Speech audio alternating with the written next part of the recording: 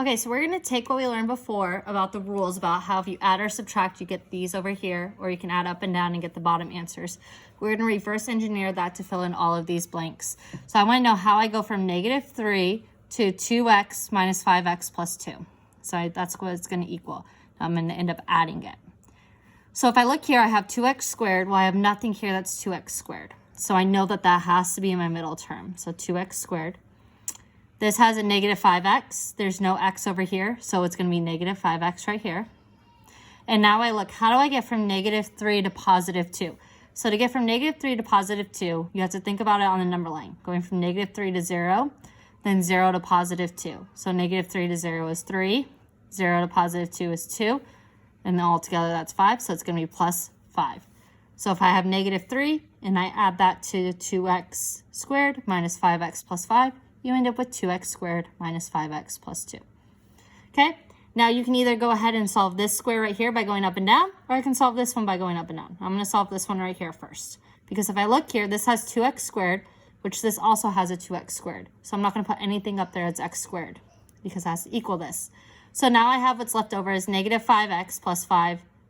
So I'm going to go ahead and actually add that straight up here as -5x plus 5. Because once again, when I add those together, that's what you end up with. There's no combining terms here. Okay, so if I look at these right here, I'm going to go ahead and jump over to this square right here. I know I need to add something here to be able to go here. So if I have 1x squared here and 2x squared here, I have to think about how do I go from 1 to 2, and you add another one. So I'm going to add an x squared. Now I think here, how do I go from 3x to a -5? So I have to go 3 down to 0. And then down 5 more, so that's actually 8.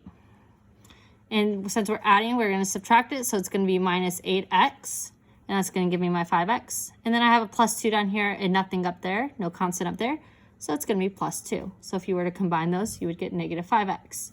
Now you have 2 more squares here. You can go across going this way because it equals this, and also this way as well. So if I look here, I have x squared here and no x squared here. So I know an x squared has to go right here. Now I have a -5. Somehow I have to get from -5 to a +3. I'm going to add.